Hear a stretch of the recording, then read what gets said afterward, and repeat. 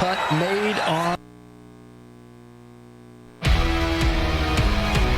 Good afternoon. We are breaking into programming right now to bring you a live news conference with South Carolina Governor Henry McMaster regarding the state's response to the coronavirus. Let's take you to him now. Please, Jeff. Yes, sir. Captain. Let us pray. Holy and gracious God, in these days of uncertainty, we long for your never-failing presence to be with us and to guide us.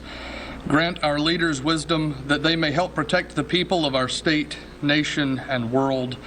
May we lean on the wisdom of science and our faith so that we do not give in to fear. Bless all who work to lessen the breadth and depth of this virus and give the people of South Carolina a deep sense of security, knowing that Team South Carolina is always ready, always there, ready to respond. Hear us, your servants, as we pray in your most holy name. Amen. Amen. Thank you, sir. We appreciate you coming today. We have a number of people who will provide information, and we'll have questions when we get to the end and try to answer all your questions. Effective immediately, I've ordered the closing of all schools in the state of South Carolina, starting tomorrow, Monday, March 16th. That means no schools starting tomorrow. Schools will remain closed until the end of the month, that is March 31st. This includes pre-K through 12, all universities, colleges, and technical colleges. Additionally, I ask that and urge that public gatherings, both indoors and outdoors, be limited to 100 people or less.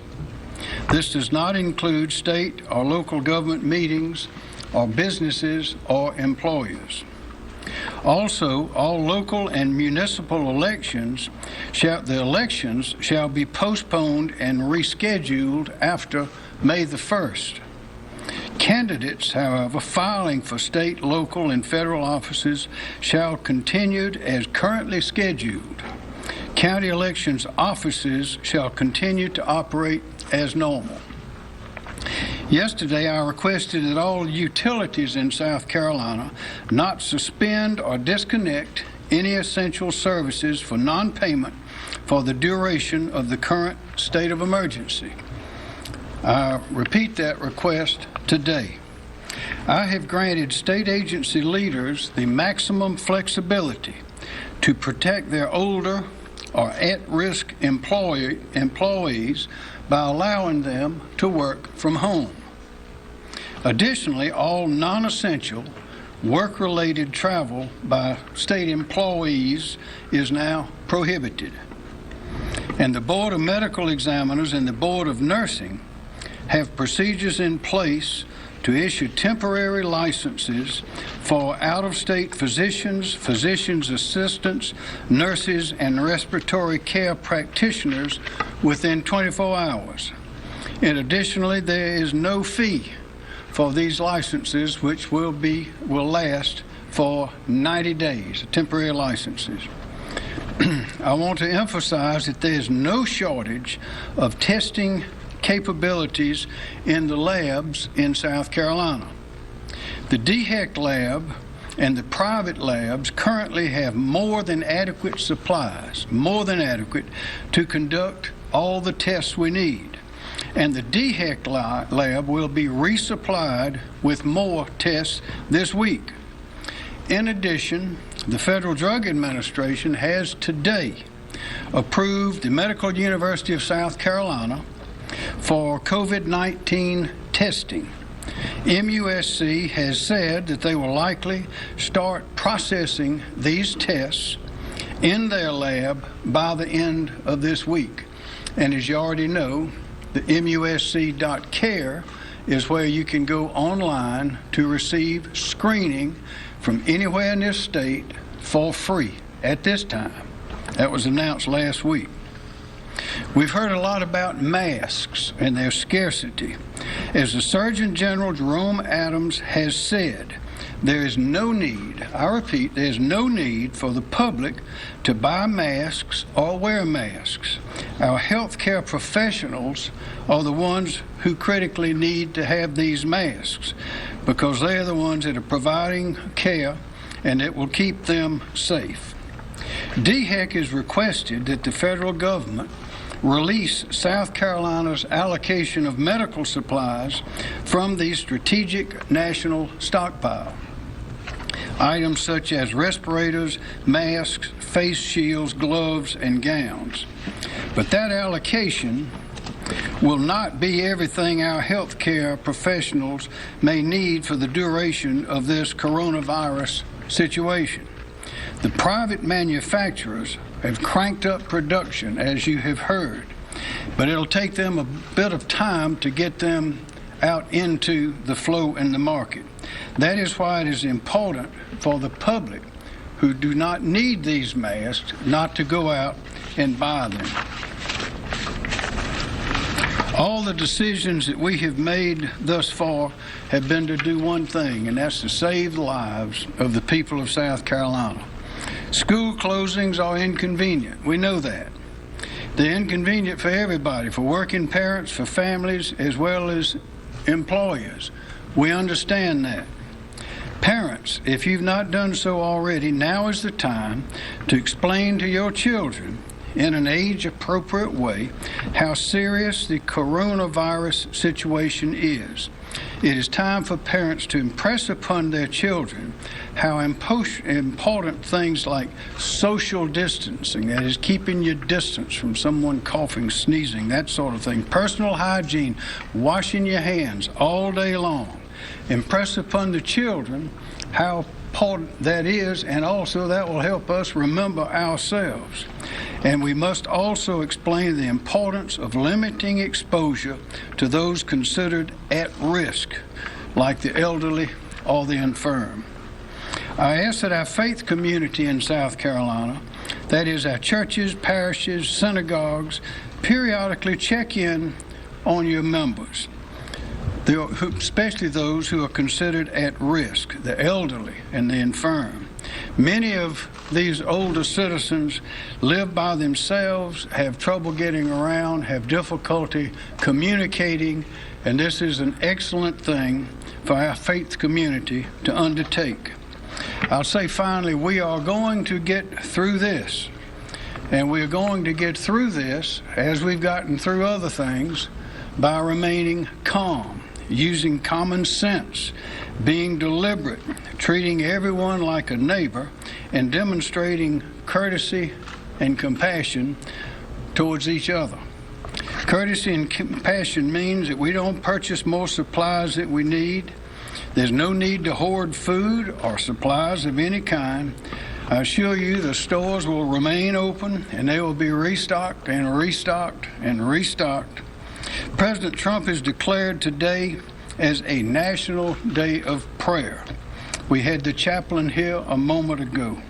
I ask that every South Carolinian pray for the health and safety of our neighbors, of our families, and for our nation.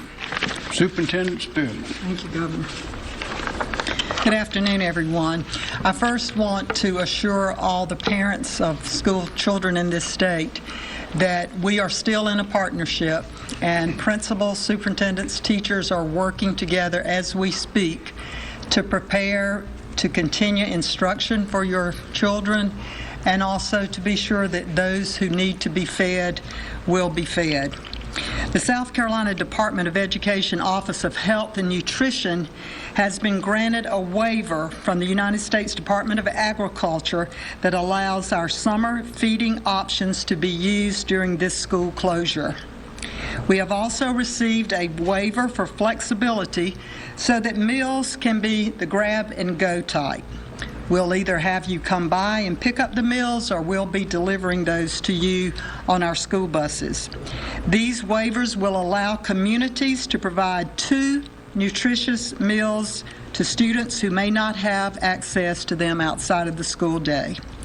Applications to begin that service are already being screened by our office and will be received promptly in the morning. Our transportation office is in talks with service providers to equip some 3,000 school buses that we have the hardware to deliver Wi-Fi. We're asking our service providers to work with us so that these buses could be used in remote areas so that folks could come to those buses throughout the day if they do not have Wi-Fi access. We're also encouraging districts to utilize our state fleet of about 6,000 buses to drop off instructional materials to students along bus routes if they're unable to come to school and for the pickup. Our state and federal accountability. We will seek authority from the General Assembly and the State Board of Education to waive any statutory requirement and regulation as they relate to emergency needs. I also want to announce, and I have the support of Governor McMaster, that I will be seeking a waiver from the United States Department of Education to suspend federally required student assessments that are traditionally administered during the spring. There's no need for our teachers and our students to have this anxiety of what's going to happen on testing, so we are going to ask to suspend those tests this year. We've asked school districts to submit 10-day instructional plans to our agency for review. Schools will be asked to implement these plans during closures. Additionally, I have been in discussion with Anthony Paget, the president of SCETV. His staff and our folks are working together to reschedule the ETV programming that is delivered on their regular TV station. As you know, those have different channels that children view inside their school, but those channels are not available at home. So we will be making an announcement tomorrow about how that scheduling will be, and any child can access that on their own TV at home. We're also working to supplement instructional availability. The State Department runs Virtual SC. This is already a program that some 34,000 students across our state access for free each day, whether they're public school, private school, or homeschool students. We will be posting additional information and seeking additional licensures so that more students can take advantage of this wonderful opportunity. We're working hard together. I want to thank again all of the school administrators, teachers who have been working to prepare for this moment, and we believe that we have made the decision at the right time. Thank you, sir. Thank you. Dr. Linda Bell, Department of Health and Environmental Control. Good afternoon.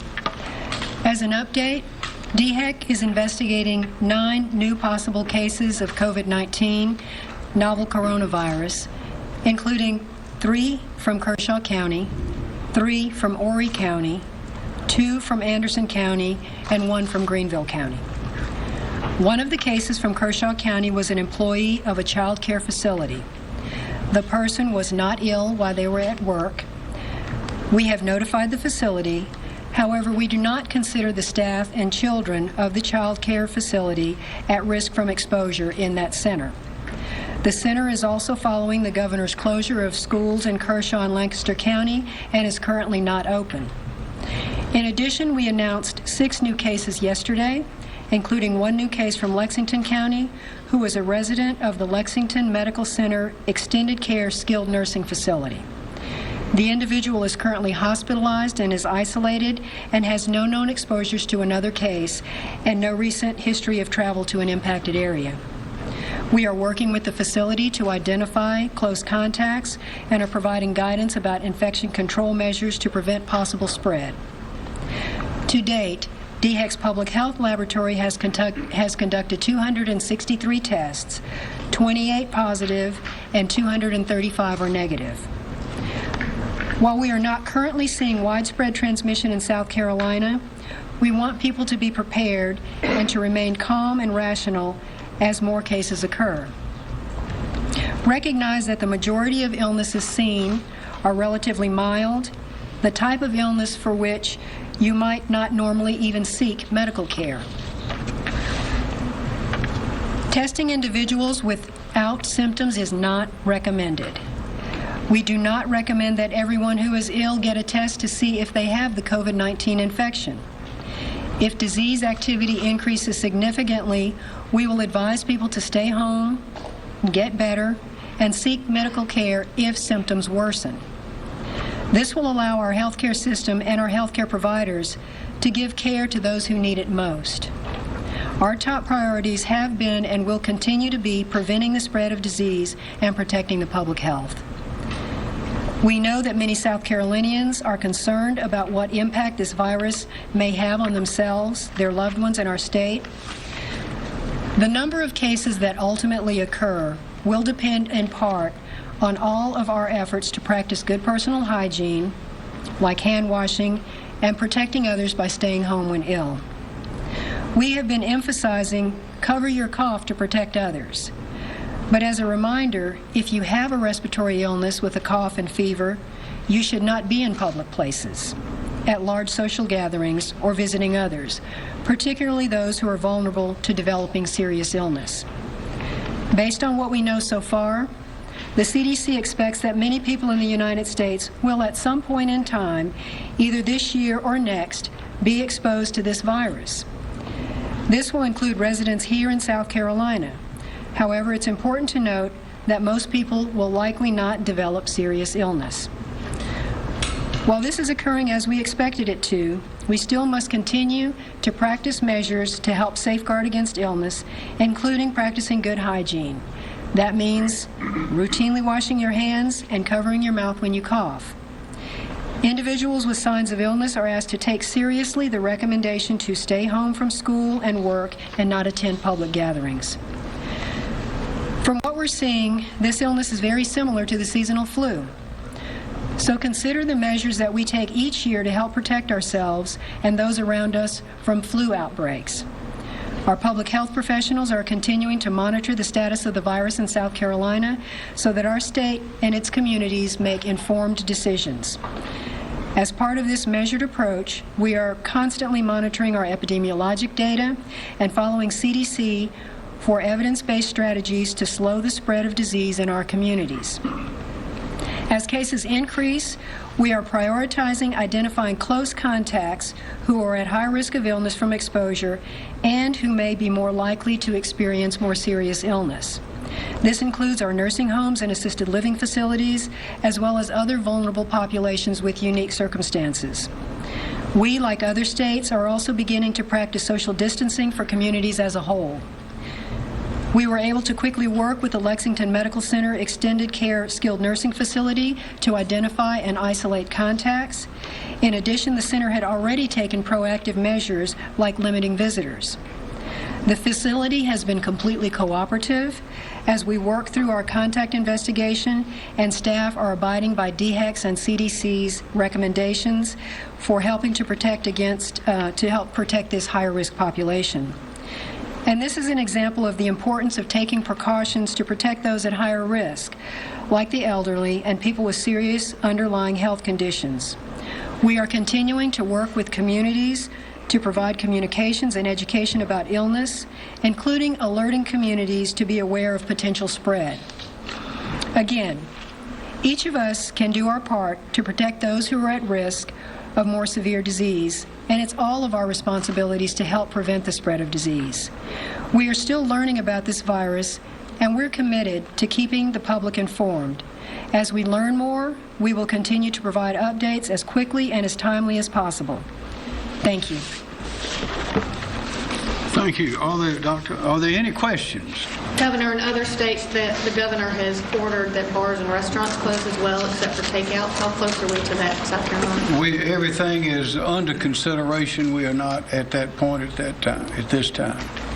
What I would urge people to do is to, again, common sense, follow all the rules that have been in suggestions made by all the authorities about washing your hands throughout the day.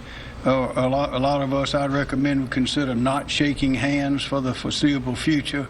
And, of course, always cover your nose and mouth when you sneeze. We hear those every time anyone comments on the best ways to stop the spread. If we want to stop the fast spread, and we want to have if we know it's going to spread, we need it to be manageable, and that's why we're taking these steps. We'd like to eliminate it, but that's asking too much at this point. Governor McMaster, Yes, ma'am. How are you all handling people that have known exposure to these people who are already confirmed positive or presumptive positive? Are you all monitoring them? What measures are being taken place to make sure it's not spreading further? Good question. Dr. Bell? We have been monitoring the close contacts of individuals who are ill that we're aware of. We provide them recommendations about the measures that they should take to monitor themselves for symptoms of illness and the symptoms to look for 14 days after they've had contact. And should they develop consistent symptoms, to report that to their healthcare providers to see if evaluation and additional testing is indicated. Are you all encouraging them to quarantine in any way? Or I know everyone is encouraged to practice social distancing, but are they encouraged to possibly just stay at home a little more? We are encouraging the close contacts of known cases to self-quarantine.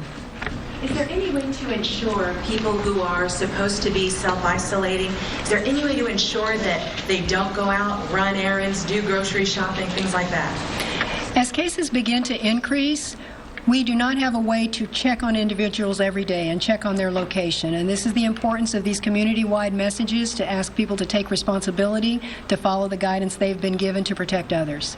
Superintendent, you said, Superintendent, you said districts were asked just last Thursday to submit plans for 2 weeks. Yes. It's obviously now an immediate need. Are they ready? Yes, they are. We're able to turn those around in a matter of hours.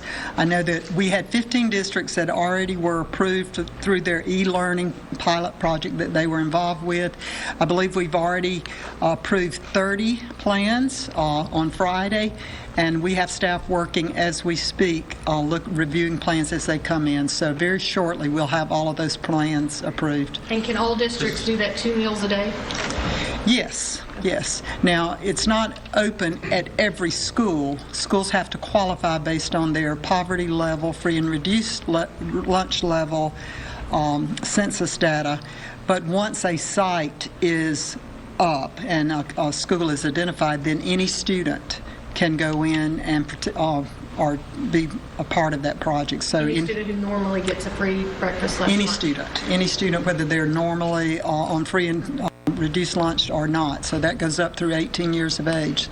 So that would mean all of our students, 780,000 students in the state, plus possibly others, will be working with the USDA. I have a feeling this could increase because of need, so we'll be working very closely with them. Do we know what percentage of Over here, students? over on this Are you side. putting daycares in this, or is that part of the program with closures as well? The question is Daycare daycare. centers?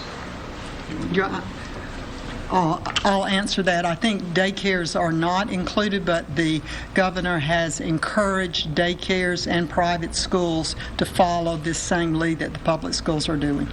Since the closures you recommended last week, what's changed to have all the schools closed? I think what's changed is the data that we've been receiving from DHEC as the numbers increase. We worked as hard as we could because we know the burden that this is putting on our working families, and we need families to be able to work and continue on their lives. So we tried as hard as we could to make the right decision for South Carolina, but that moment has come where we need to close all schools. Superintendent, now that you guys are closing schools, will you all extend a little bit into the summer to make up for these days? We're not sure yet. All those questions remain to be seen. We've got a lot of those type questions about graduation requirements, student teachers. There are lots of issues now that are coming up, but we have been given that authority to make flexibility and change those as needed. We'll just have to wait and see how long this goes. Some of the teachers are concerned about their pay. Will you guys be forcing them to use PTO vacation time for that additional time after spring break, or will you guys supplement? Teachers are going to be paid. Employees are going to be paid. We'll be working with them. Again, the question of how the school year is going to run, if we make up days, that's just, we will meet that, and we will be very generous and liberal in answering those needs when they come up. But right now, we just need to really see how long this is going to last. But I want to assure that teachers will be paid. bus drivers, cafeteria workers, those folks will be covered. Their districts are going to do everything they possibly can, and we actually need some of them. I will say the district officials, and that is generally the superintendent, will have the ability to call in essential personnel. The executive order states that. So some folks will be continuing to work, adults at the building, and that will be at the discretion of the superintendent. Governor, what about, There's one over here. You can go ahead. Okay. Governor, what about public libraries? Since a lot of kids will be going there or would be tempted to go there to access computers, will they remain open? Public libraries, yes. Spring break, is that going to help with the closure? Yes. Yes, sir. I'll be glad to. A lot of our districts have spring breaks starting 1st of April. I'm sure they're going to be using those. Well, all of that is just possibilities. We'll see how long this closure will need to be, and if spring break, that would work out very well for those districts to use the spring break. Can teachers go tonight or tomorrow into the schools to get any supplies they might need or anything like that? Yes, they may. Teachers may go to the building. They'll need to work with their local superintendent and their principal. What are parents expected to do right now? Have you all made any encouragement to employers to work with them if they have young children? Yes, we have. For state employees, we have required and encouraged the agencies to do as much as they can to see that those who are at risk or for various reasons need to be out of the office work from home as often as possible. And that's the kind of flexibility we would encourage the private businesses and industries to do as well, if possible, do that, because with the technology today, there are a lot of things that can be done in that way. Yes. You mentioned no crowds of more than 100. Is that a mandate, or is that just a suggestion right now? That is a recommendation and a very strong suggestion at this point. But as y'all know, this is a fluid situation. This is something we have not seen before. Nobody in the country has seen it before. So there will be changes and adjustments as we go forward. Are hospitals finding themselves overwhelmed with this? Not at this time, but that's what we're trying to avoid by having people go to that website, to musc.care, to be screened if they think that they may have the virus, and then to proceed to a doctor if it indicates that they may have it. You heard the numbers of those who have been tested after they have been screened, and it's a small percentage that have actually had the virus. But by doing that out of the hospitals and out of the emergency rooms, we're able to take the pressure off the hospital so that they can continue to give the intensive care and the round-the-clock care to those that need it. That is the whole purpose of that, and that's the good news. We now have these labs. MUSC was very quickly authorized to be a testing lab along with DHEC and the other private ones in the state. Dr. Bell, if you could address, children seem to be the least susceptible to actually getting sick. Why is it important in preventing the spread that we close all the schools? Or has the information changed on children? No, the information hasn't changed on children, but in certain congregate settings, diseases can spread more rapidly, and so that is one of the social distancing measures. And in other special facilities like correctional facilities, nursing home facilities, things like military barracks, where there are congregate settings where individuals may spend a long period of time together, there's an increased chance for disease spread. Dr. Bell, what about pregnant women? Are they higher risk, or are they encouraged to stay at home and possibly self-quarantine, or is that not as much a worry? I would say that any pregnant woman is not at any increased risk for being exposed, but that might be considered as a special medical condition, and any pregnant woman wouldn't want to have an illness during her pregnancy, so they should especially consider special measures to avoid exposure. And on that is one of the categories listed among others of the state employees that we are urging to work from home, pregnant women. Governor, I have a question. If we've only tested 268 people, do you feel like that's a low number? And if so, why are more people not being tested? It's lower than some other states. It may be higher than some others, but those are the ones that have been indicated by the screening.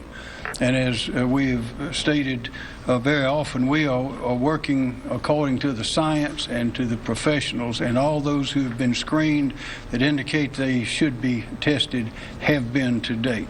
And moving forward, our doctors are going to be able to make their own judgment calls as far as if they can test. I'm sorry, say again? You have just heard there from Governor Henry McMaster, as well as State Epidemiologist Dr. Linda Bell, State Superintendent of Education Molly Spearman, on how South Carolina will handle the coronavirus outbreak going forward.